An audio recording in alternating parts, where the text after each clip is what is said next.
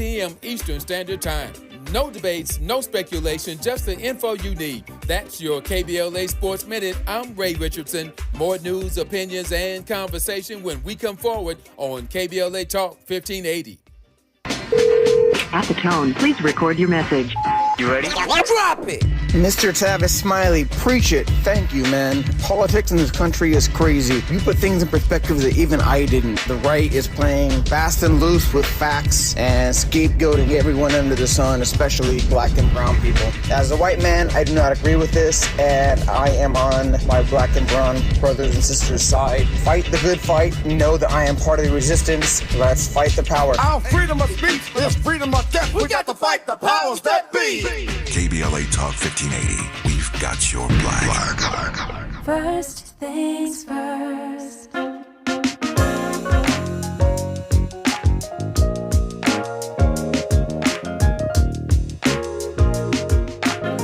Things first, it's the DU General, Money B. I'ma put you up on the schedule, 6 to 9, 8 weekdays, not too unsettled. Let's go. We got a lot to talk about, so much to pedal through. Unapologetically progressive. Tune to KBLA 1580 to get the mess. We're your ancestors' favorite radio station. First black on talk radio, left side of the nation. Me and Dominique DiPrima go way back. Tavis Smiley making sure the station stays black. Discussing all the issues in our community.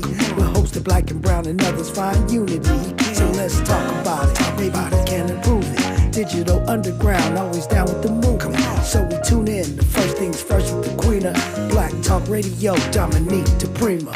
Go sis. First things first.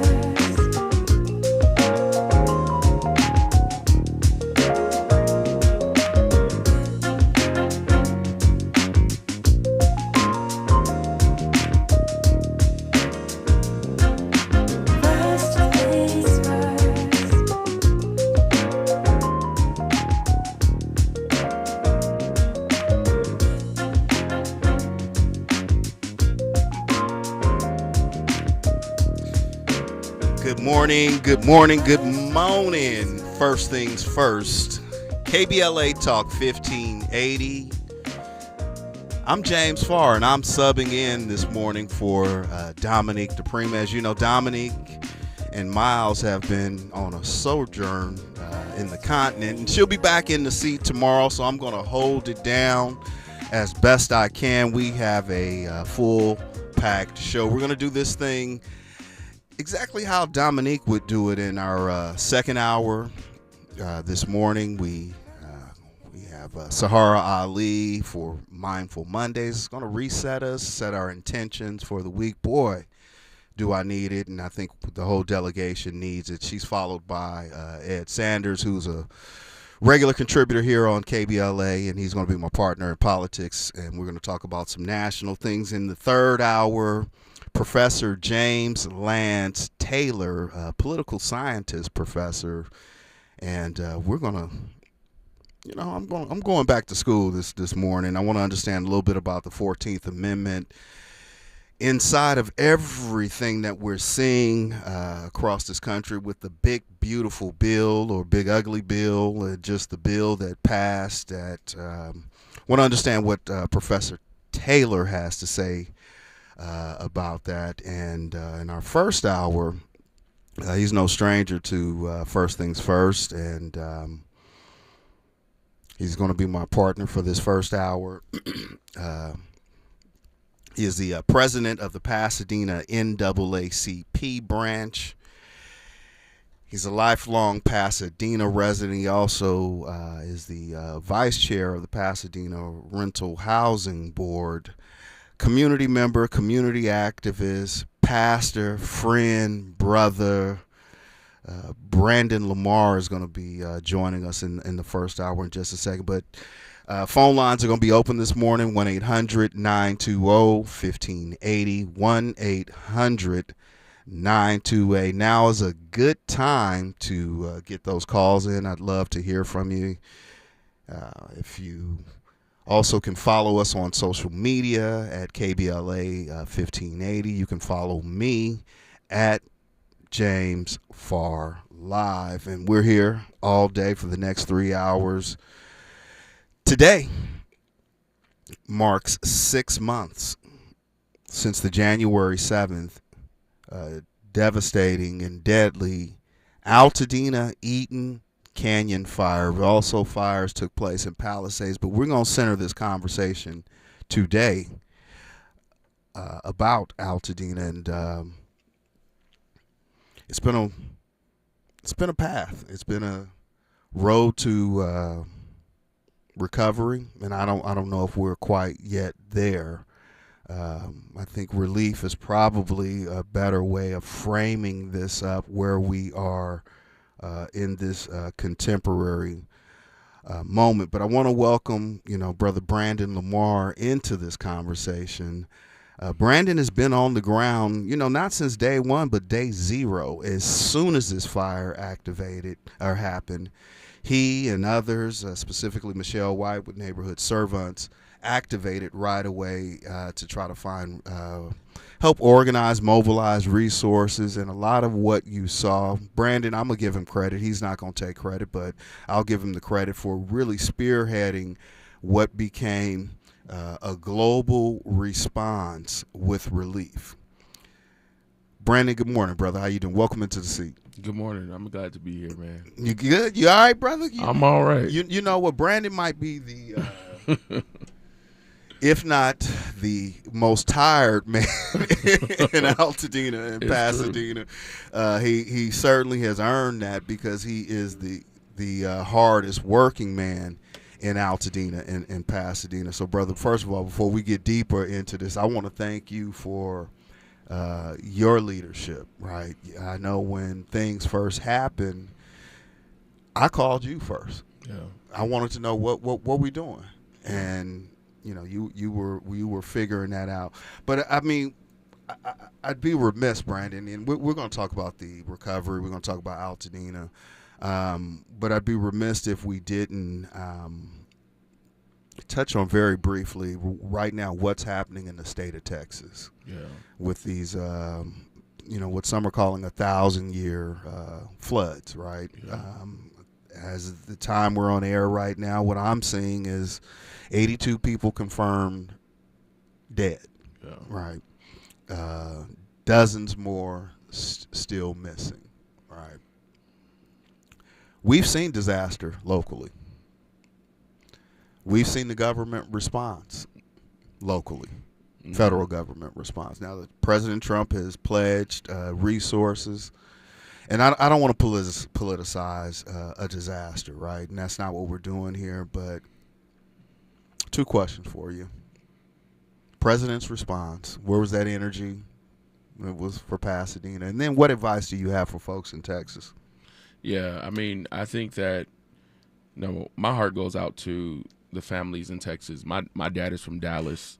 And I have a nephew that is in college in San Antonio, literally an hour away from where the floods took place.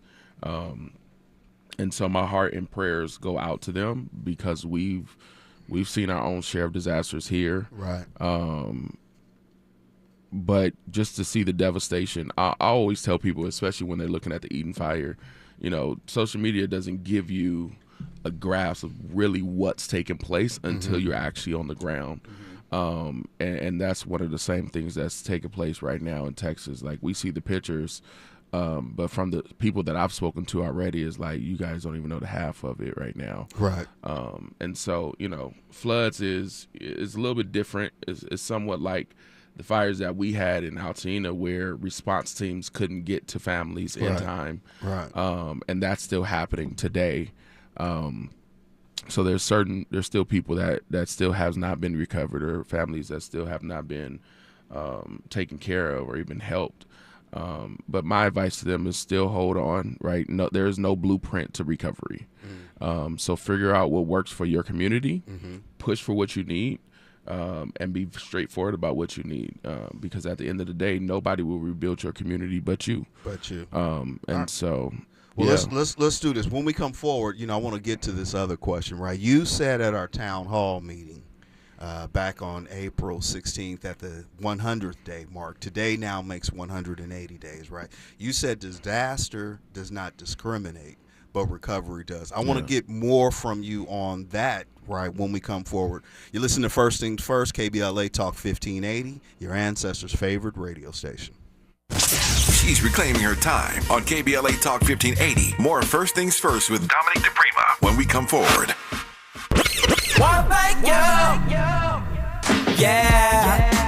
At KBLA Talk 1580, we're proud to be celebrating 4 years on the air, but we know we could not have made it this far without you. We work hard every single day to curate conversations that will enlighten, encourage, and empower you. So, from all of us at KBLA Talk 1580, a big thank you for your love and support. You don't know how much you mean to me.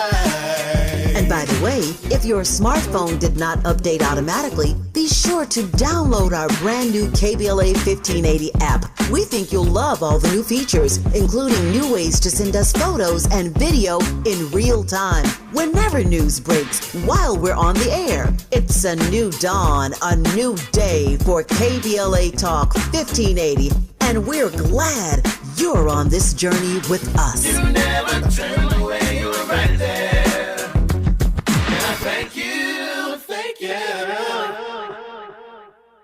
Hey, Mom, I've been meaning to talk to you about some new COVID information I saw online. Uh-huh. I read that black folks like us with certain conditions like diabetes, heart disease, mental health conditions, or being 50 and older, like you, are at high risk. Boy, you sound like a commercial. I'm just saying. I know you love your ginger teas and essential oils, but remember, there are treatment options for COVID-19. I promise if I get sick again, I'll call my doctor to ask about my options. Visit WeTalkWeRise.com to learn more. Brought to you by Pfizer.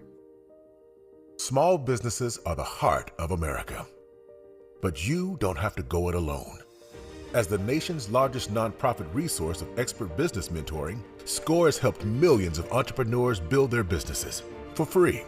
Get the connections, education, and guidance you need with SCORE. We're ready to help. Find a mentor today at score.org. KBLA Talk 1580. We've got a lot to talk about.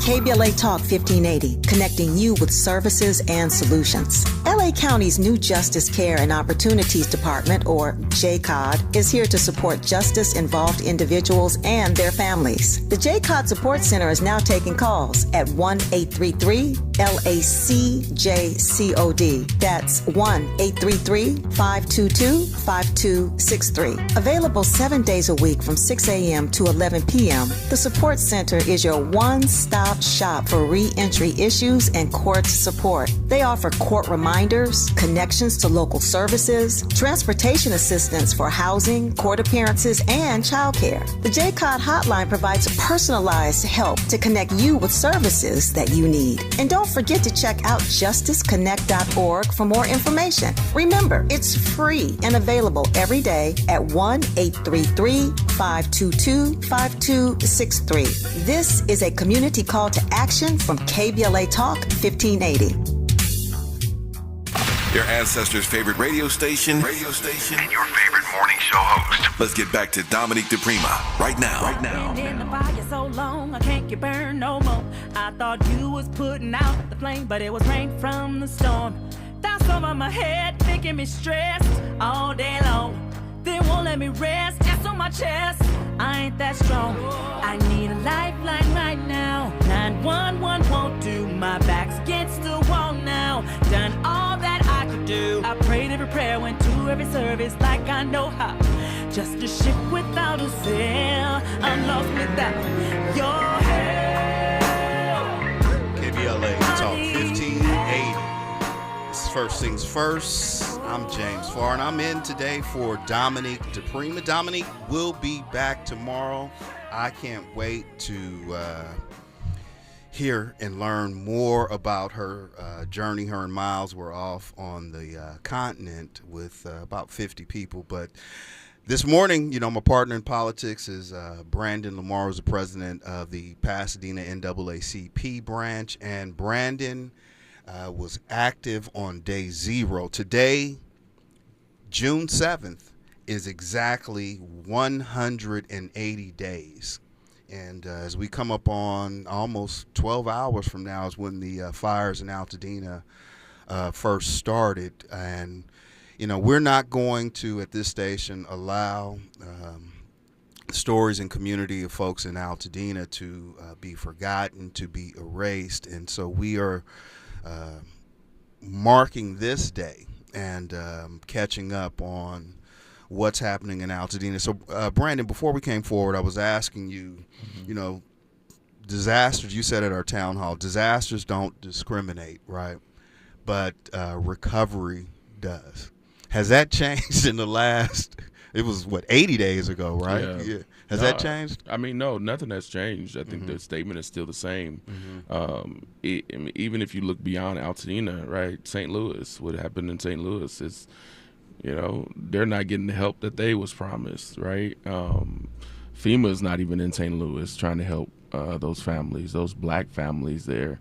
We've coming up on the 20 year of Katrina, and Katrina still hasn't rebuilt after the devastation there. So, I think that, recovery is something that we have to speak about, but it's also recovery is something that we have to make sure that we all make sure that we focus on.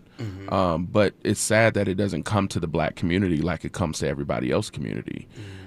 Response is always different when it comes to the black community, and I think that's something that we have to shift. But the ways for us to shift that, which means that we all have to have the same voice, the same push, the same motives, the same conversations. So that's really the focus behind disasters don't discriminate recovery. Everybody can go through a disaster, but how you rebuild after that disaster is what we're really talking about, right? And so when the money comes into play, when resources come into play, those are the conversations that we have to have when it comes to recovery. Everybody's at a different stage in recovery, but at the end of the day, you'll definitely know what recovery stands for when you see how many black families move back into Altadena. Right. Well, on my show, weekly show, Conversation Live, Altadena Rising, we've talked with, impacted survivors. We talked to family members who lost loved ones. We've talked to business owners. I mean, we've talked to the game, and we talked to electeds. How are people doing right now? Like, I mean, it's 6 months later. I had lunch with someone last week, and they're still just as confused today, or Wednesday, right, as they were 6 months ago. But how are people doing? I think that's the piece, is that everybody is still trying to figure out what this path is for them, right? People are at this point, you're 6 months away from your home, away from your place of comfort, away from your place of safety. And so people are tired at this point. We still have hundreds of people who are still living in motels, hotels, and Airbnbs, we still have people that are running out of funding from their insurance when it comes to housing. We still have price gouging that's happening within our community. I spoke to a man last week who actually worked for Pasadena Unified School District, and him and his family, their home burned down, and literally a homeowner priced him $20,000 a month to live in their house on Navarro in Pasadena.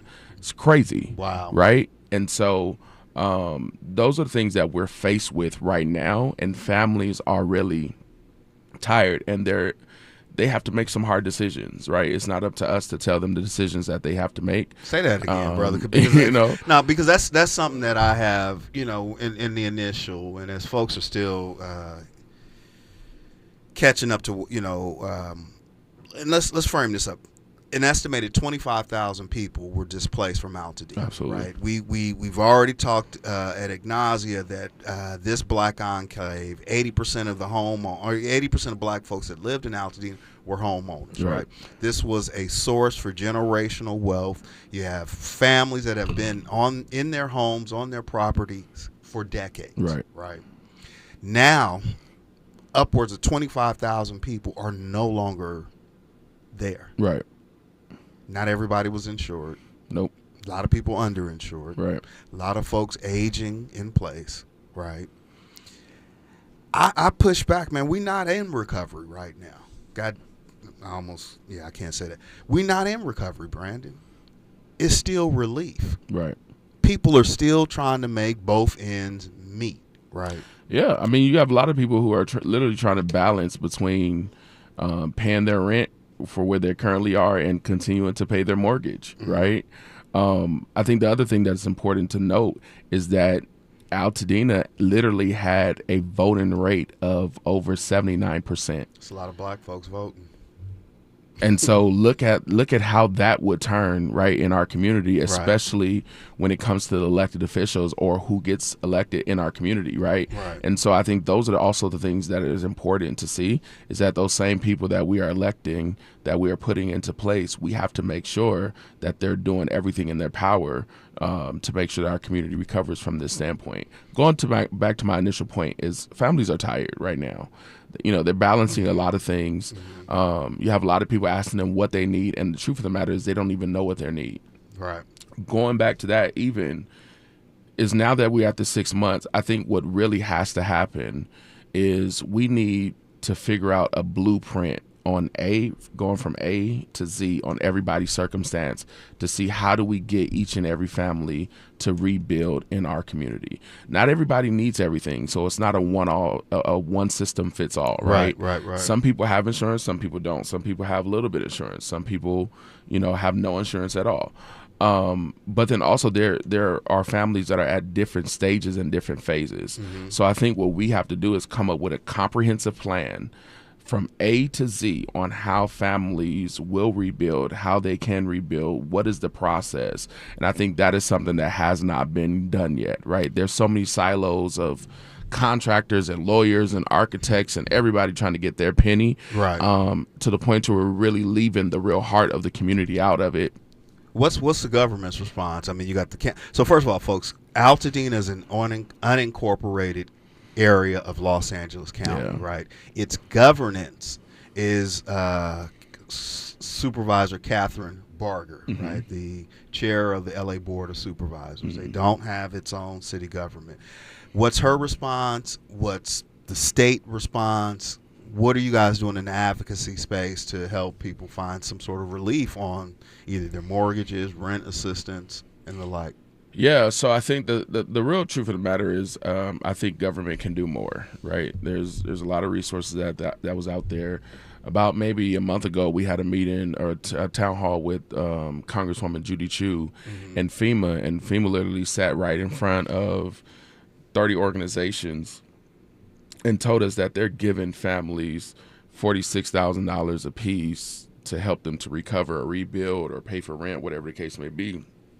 And literally every single group organization around that table looked at each other in awe. It's like, we ain't met not one family who got that money at all. Right? It's coming. It's in the pipeline. It's been coming, right? Jesus is soon to come too. Amen. And so my thing is, when it comes to that piece of it, we have to have real answers for our community.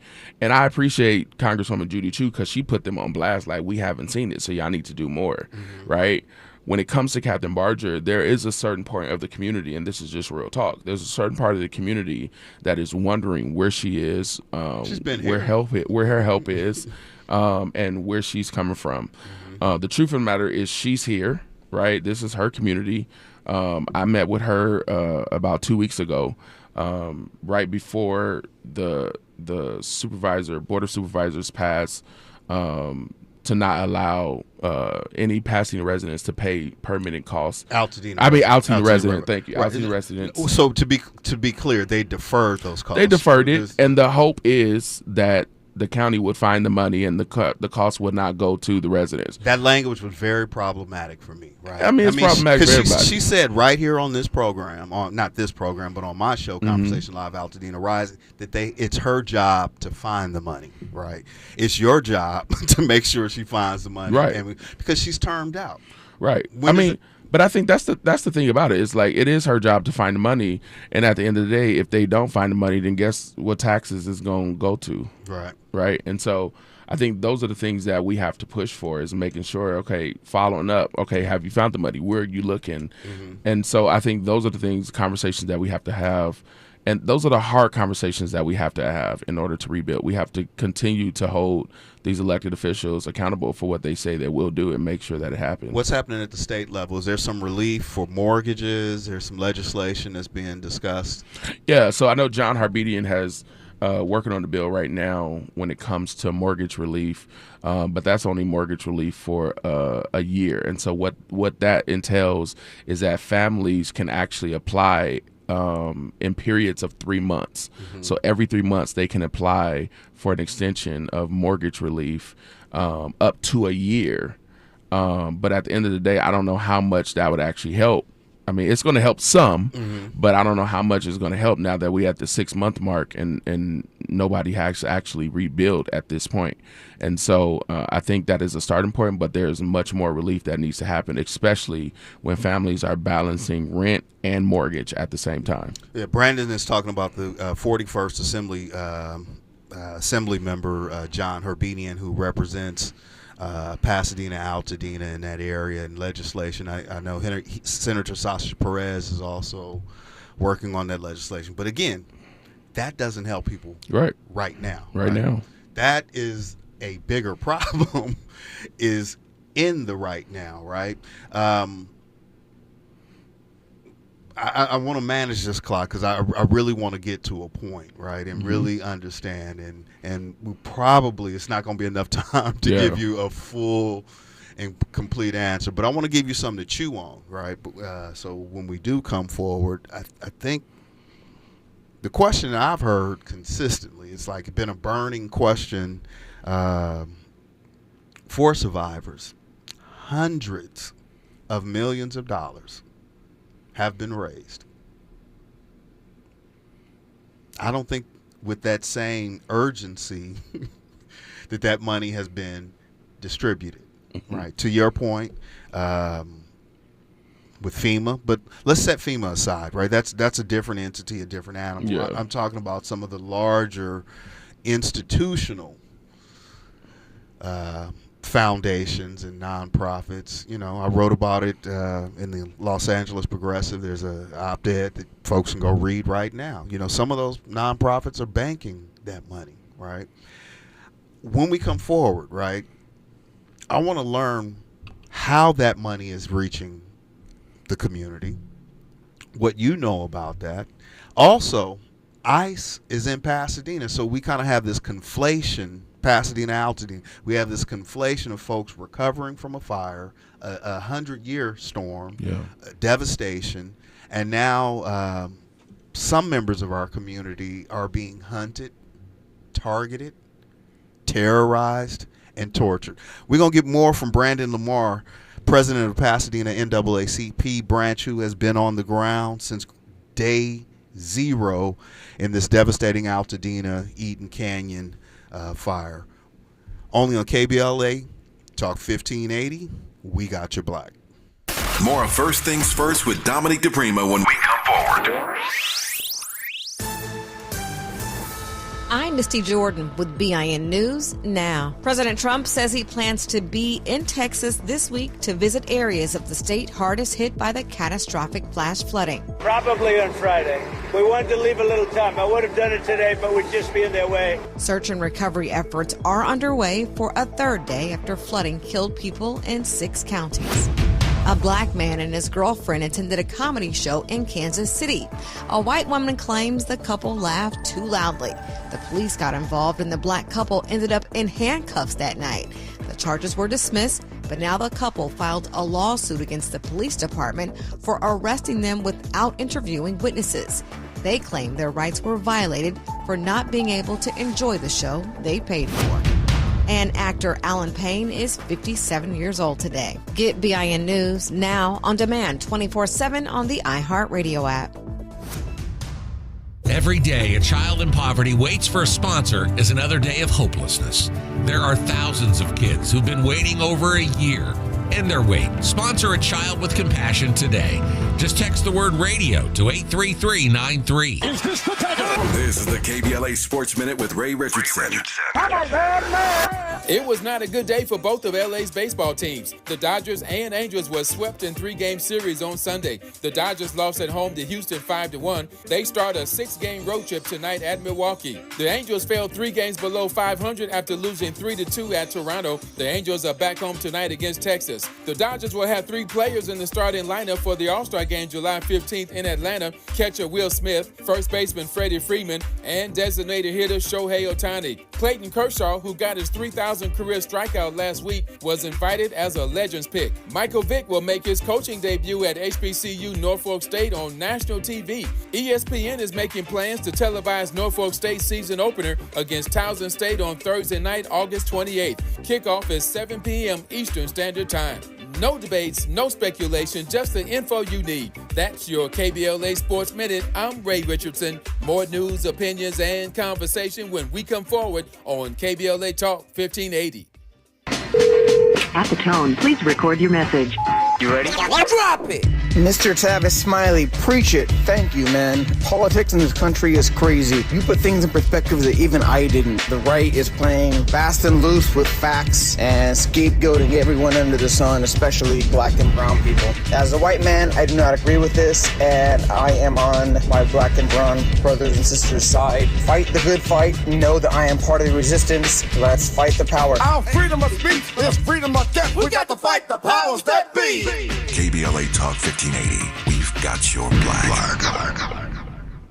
LA County's Justice Care and Opportunities Department, also known as JCOD, is changing the justice system for Angelenos. If you or someone you love has recently been arrested, come home from jail or prison, or has been justice involved, JCOD can help. We offer access to housing, employment, court reminders, clothing, education, and more. At JCOD, we believe your life should not be defined by your worst moment, and everyone deserves a second chance. JCOD's Justice Connect Support Center is open 7 days a week from 6 a.m. to 11 p.m. Call us at 833-LAC JCOD. That's 833-522-5263, or visit us at jcod.lacounty.gov. You can also find us on Instagram, Threads, Facebook, and YouTube at LAC JCOD. All services are free and confidential. JCOD serves the justice-impacted population all across LA County. Your future isn't behind you, it's waiting. Reach out by calling 833-LAC JCOD. That's 833-522-5263, or visit jcod.lacounty.gov.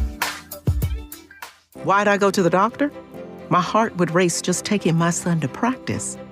It didn't feel right. So I got checked out.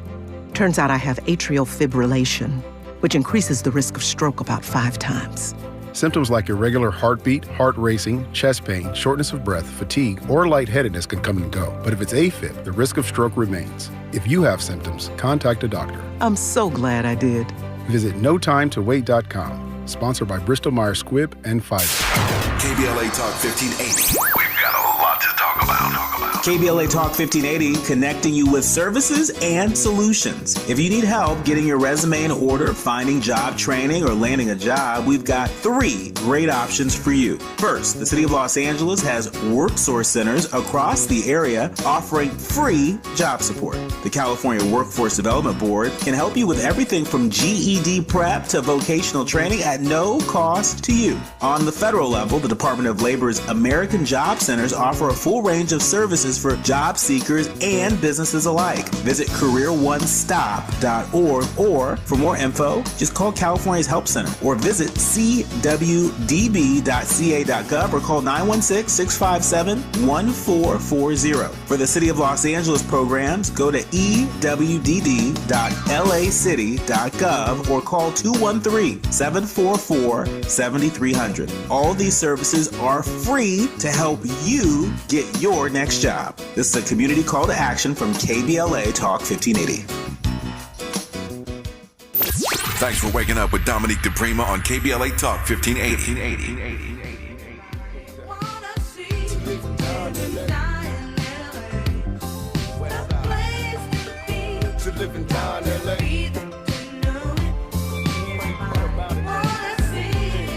It wouldn't be LA without Mexicans. Black love, brown pride, and the sets again. Pete Wilson trying to see us all broke. I'm on some madness, out for everything they owe. Remember K-Day, weekends, Crenshaw, MLK. KBLA Talk 1580. This is First Things First. And I am James Farr, and I'm subbing in this morning for the Queen, Dominique DiPrima, who she will be back in the seat tomorrow. I appreciate y'all putting up with me this morning. Yes, Selena Reeks, thank you so much. I see you in the chat, the YouTube chat. First Things First is always off the hook. I don't know if they had a good time in Africa. You'll have to ask Dominique and Miles that when they return. And Molly Bell, no, President Donald Trump did not come to Altadena. He did go to Palisades, though, so I certainly hope that answers your question. But this morning we're joined by Brandon Lamar, president of the Pasadena NAACP branch. And Brandon was on ground day zero. Today marks 6 months since the deadly Altadena Eaton Canyon fire, which wiped out most of Altadena, took 18 souls. Brandon and I were talking before we came forward. We're talking about this recovery. We're talking about recovery versus relief. I tend to think that we're in a space of relief, but, relief comes from resources, right? Brandon, hundreds of millions of dollars have been pledged. And Serena Leaks, I see you in the chat. You're absolutely right. And I wrote about that this morning in the LA Progressive. Ain't nobody coming for us, y'all. We got to save ourselves. That is a message that we've learned. That's something that black folks have known for a long time. But Brandon, where the hell did the money go? That's questions everybody asking. I don't think nobody has the answer to that right now. The truth of the matter is money is being raised. Definitely, it is here before us. I can argue that there has been close to $1 billion that have been raised. $1 billion? I believe. I was at 100. 200 or so. Oh, no. It's way above that. Absolutely. $1 billion. California Community Foundation in February raised $100 million by themselves. Yes. And so if you look at all these other organizations that are actually tapping into it, we're about close to $1 billion raised for this. And this is including Red Cross and so many other groups that has happened. I can tell you that everybody is asking that question, and we have to continue to ask that question. I can only tell you about the groups that I know about that has literally funneled money through our community, like the California Black Freedom Fund. They've given $2.3 million to organizations that are direct organizations specifically in Altadena, Pasadena that are directly helping families on the ground. I can stamp that, right? Because one, I was there when they distributed the funds. Two, I know many of the organizations absolutely who received that funding. Three, I can actually see the work. Absolutely. I've been there, I've helped, I know the work that's being done. But some of these other ones, I'm hearing that some bylaws only require these organizations to only put 5% of the money they bring in on the streets, and they're banking it for reserves. Right. And I think the truth of the matter is, when it comes to this stuff, you have to do the homework about who's on the ground. And the real people and the real organizations that are going to do the work is the organizations that's been doing the work even before the fires, right? And that's where we have to do. Other things that we have been placing and saying in our community is that philanthropy groups have to get to know organizations that are boots on the ground in the community, and they cannot be funding organizations in Long Beach and other areas far away from Altadena for those organizations to do work in Altadena. It don't work that way. I don't mean to laugh at it, it's right? crazy, but it's happening, right? And it's happening over and over again. Even far off in January and February, organizations was getting funding 100 miles away from Altadena, and then they're calling us like, hey, can we partner on this? Unbeknownst to us, we ain't never been through no disaster before, but now they're getting funds on top of funds, right? And so these things have been happening within our community. But one thing I can appreciate about California Black Freedom Fund, one thing I can appreciate about Bay Good Foundation, these organizations had spent time on the ground to get to know organizations before they gave a dime to anybody. And I think that's the part that has to happen. That's what philanthropy groups have to do. But I think also the flip side of it is, I think it's up to the community to start calling organizations like California Community Foundation, Pasadena Community Foundation, Annenberg Foundation, who is overseeing the concert funds, and ask those individuals where the money is going, which they post them every day. When they give, they post them on their sites. So you can actually see where those money is going. My advice to families is that when these philanthropy groups post where the money is going, call those organizations and ask them, we saw y'all got funds. What are you guys doing with them? We need it. And I think that's what has to happen during this time. The recovery part, right? The relief kind of seeds the recovery, right? Absolutely. And many have described reassembling their lives as like a full-time job. And it's just a GD shame that someone has to chase money that was raised for them, right? Lest we mention the grifters that were in town. Still there, right? The predatory capitalists, that disaster capitalism that was in town. I mean, I saw one brother in the community put up a QR code. Had nothing to do with what was going on. I mean, it's these type of things that are happening. And you know, we won't go there. I want to shift gears a little bit, Brandon, because right now we are in a space, you know, as folks are dealing with the recovery, right? And now we have this conflation. You know, we've seen National Guard in our community going back to January, right? Yeah. Now you have National Guard, you have Marines, you have hooded terrorists, thugs, gangsters, police in mask, targeting, terrorizing, pulling guns on individuals in our community. ICE is here, right? What are you seeing? The truth of the matter is, I think that our community right now is very terrorized about what's happening in our communities when it comes to ICE, right? Our communities are empty right now because of ICE. You have 14-year-olds who are taking on their parents' tamale stands because their mom saw ICE take another individual off the street, and she's terrified, and so she don't want to come out. So now that 14-year-old brother is making ends meet for his family. This is what's happening in our community. At the end of the day, here's my personal belief. You cannot deport anybody until we fix our border. What do you mean? When I say that, I mean our border is not even fixed, right? So anybody you deport can come back over here at any point in time. So I think we're putting the cart before the horse at the same place, right? So the real truth of the matter is we have people in our community that is taken away from their communities, their families. Literally, I stood with two brothers under the age of 18 that their mom was taken away from them right before their eyes, right? And this is happening. These are people that are not identifying themselves. They're coming into our community with masks. Our own local police departments won't even confirm that they're federal agents or anything like that because they don't want to get involved. So the truth of the matter is people are being kidnapped out of our communities and nobody can do anything about it. Yeah, I mean, what I see on social media, I saw guns being pulled on elders, right? Absolutely. At a bus stop. But, you know, as we, you know, managing this clock, you know, and we're going to move forward a little bit. That saying that if they came for you in the day, right, they're coming for me tonight, right? And so I'm thinking about whose fight is this, right? Because I had an interesting on the 4th of July. Had the privilege of going to the movies with 3 10-year-old boys. My son, right? Another kid who is Latino, another kid that is Latino and black, right? And the conversation came up from one of the kids to my son, what do you think about ICE, right? And in that moment, you know, my wife and I just kind of paused to see what the reaction was. My son had not a clue, right? He thought he was talking about an icy. And for a split second, I realized some privilege, right?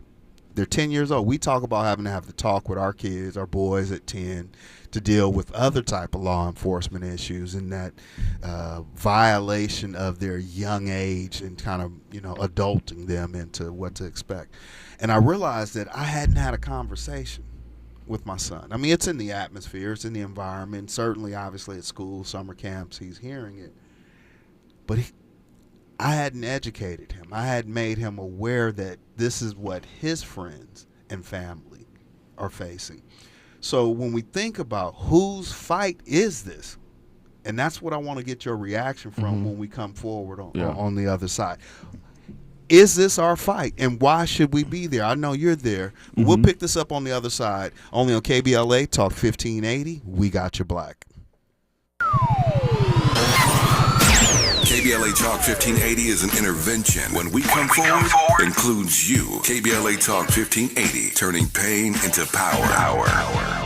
During this time, it's important for everyone to know your rights. The 4th, 5th, and 6th Amendments in the U.S. Constitution protects every one of us, regardless of immigration status. The 4th Amendment requires a judicial warrant to search your home. The 5th protects your right to remain silent, and the 6th gives you the right to an attorney. Just remember, No warrant, no key. Privacy. You don't have to speak.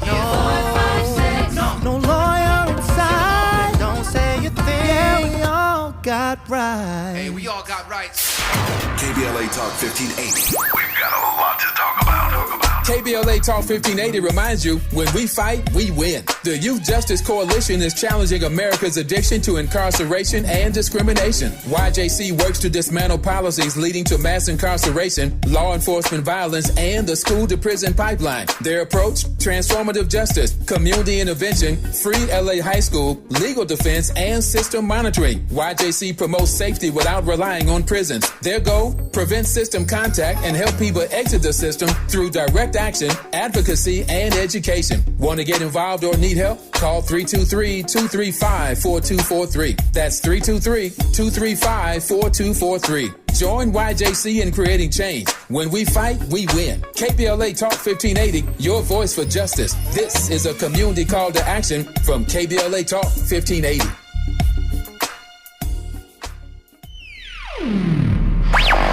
All I need is one mic. With a KBLA Talk 1580 editorial, I'm Tavis Smiley. I do not consider myself a fan of Sean Puffy, Puff Daddy, P. Diddy, Diddy Love, Brother Love Combs. But one doesn't have to be a fan to acknowledge a simple truth about his recent jury trial. I think the primary reason he was acquitted of those sex trafficking and RICO charges is because he was overcharged in the first place. Mine is not to opine on his guilt or innocence on any of the charges the feds brought against him. But I predicted months ago that he would beat the most serious charges because, as usual, prosecutors have a really bad habit of overcharging black men. Dave Chappelle said it best, Puffy is in a RICO case all by himself, man. Hilarious and arresting at the same time. When prosecutors put a target on the backs of black men, they throw everything at them just to see what sticks. And too often, just like in the Puffy case at the very end, they move to dismiss some of the charges and then double down on the ones they think they can win. It's racist and it's wrong, and somebody ought to say so. I think I just did. Not for the benefit of Puffy, but on behalf of all the other black men who have been and sadly will be woefully overcharged in the future. With a KBLA Talk 1580 editorial, I'm Tavis Smiley. As always, we welcome your feedback.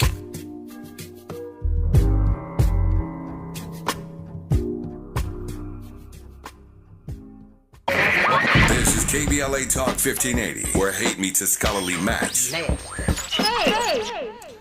Yep, and I'm meeting my scholarly match. I got Brandon Lamar in studio, president of Pasadena NAACP branch. We've been talking about today marks 6 months since the Altadena Eden Canyon fire. Daniel, I see you in the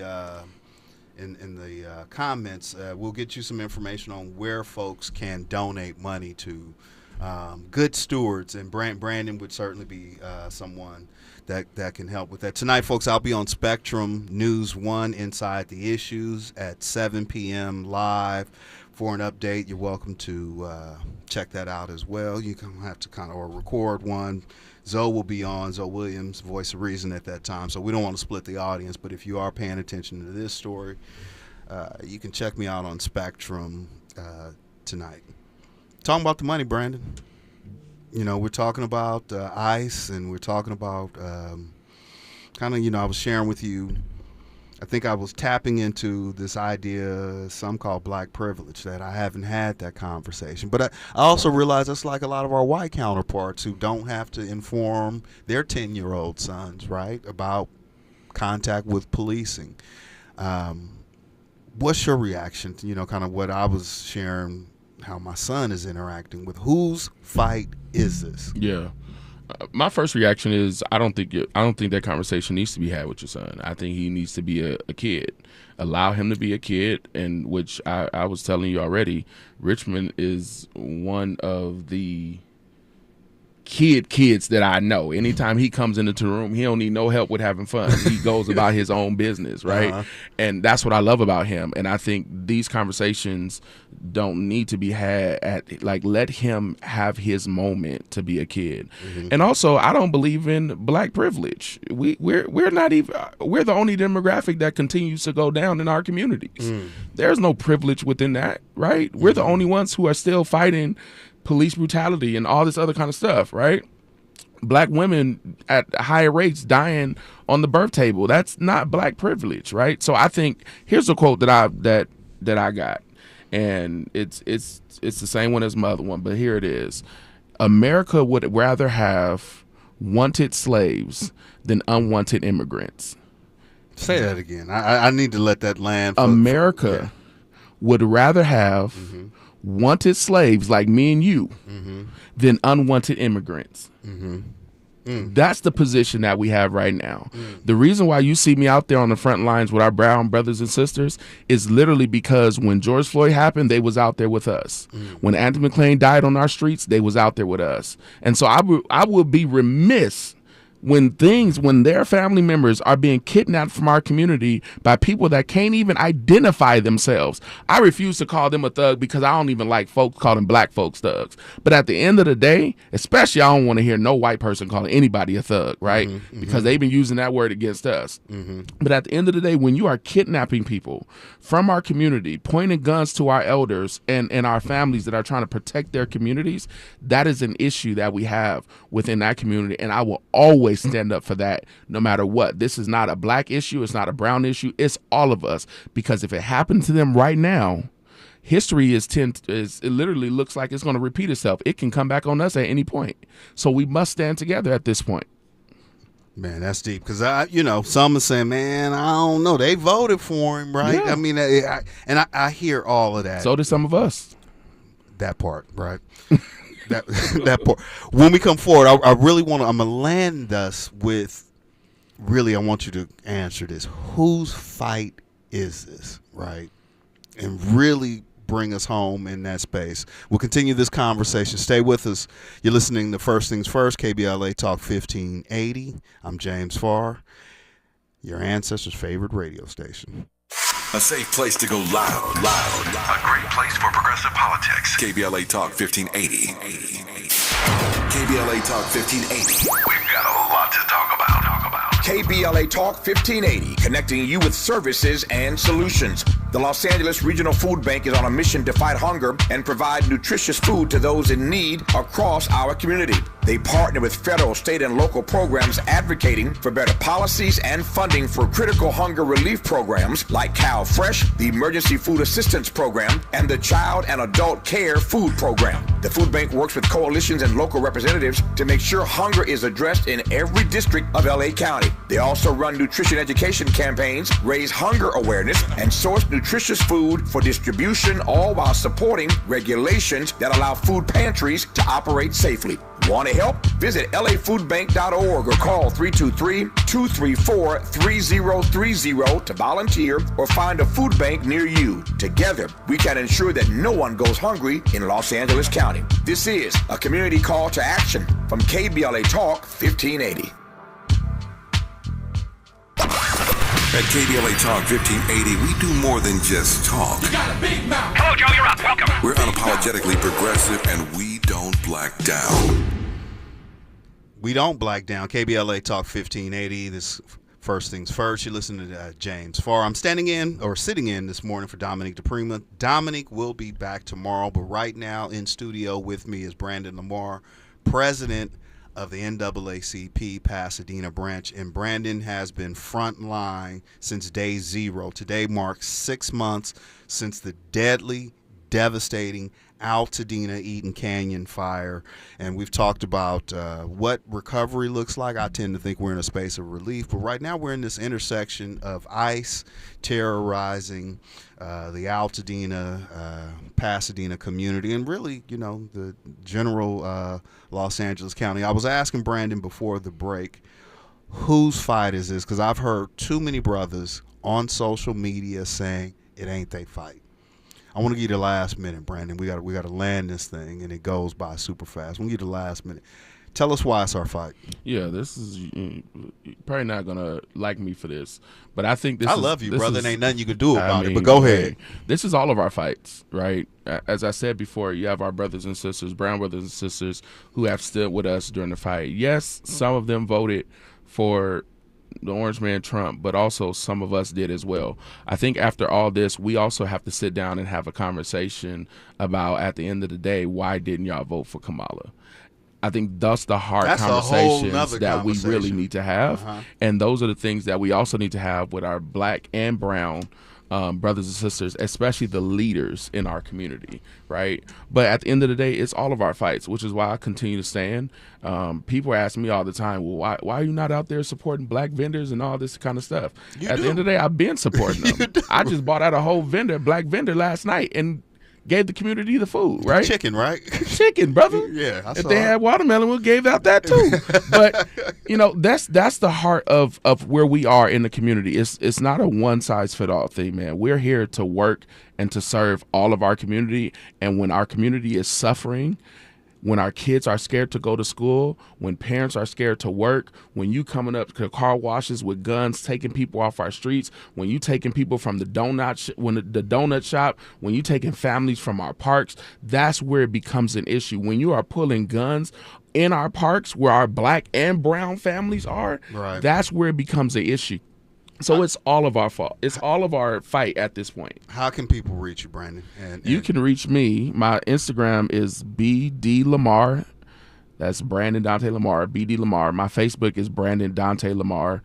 Also, I'm the founder of Project Passion. You can go to projectpassioninc.com. That's PROJECTPASSIONINC.com, and you can find out all the information about recovery, relief. Everything is there, and the work that we're doing on the ground. Last question, 30 seconds. What is sustaining you with hope right now? Just seeing the families that are in need. At the end of the day, the majority of homes that have been sold in Altadena has either gone to international buyers or big developers. We have to stop that. We cannot continue to happen, because that is also messing up the next generation of home ownership in our community, especially black home ownership in our community. And that is what's driving me, is to making sure that we do something about it and that we have an advocacy and a voice in our community that stands for that. Brandon Lamar has been my guest. When we come forward, it's Mindful Mondays. Thank you, Brandon, so much for being here. Mindful Mondays with Sahara Ali, followed by Ed Sanders. We'll look at some of the national things. Only on KBLA Talk 1580. We got your black. KBLA 1580 Santa Monica.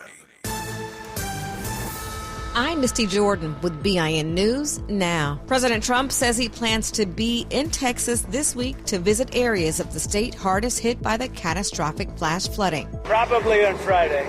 We wanted to leave a little time. I would have done it today, but we'd just be in their way. Search and recovery efforts are underway for a third day after flooding killed people in 6 counties. A black man and his girlfriend attended a comedy show in Kansas City. A white woman claims the couple laughed too loudly. The police got involved and the black couple ended up in handcuffs that night. The charges were dismissed, but now the couple filed a lawsuit against the police department for arresting them without interviewing witnesses. They claim their rights were violated for not being able to enjoy the show they paid for. And actor Alan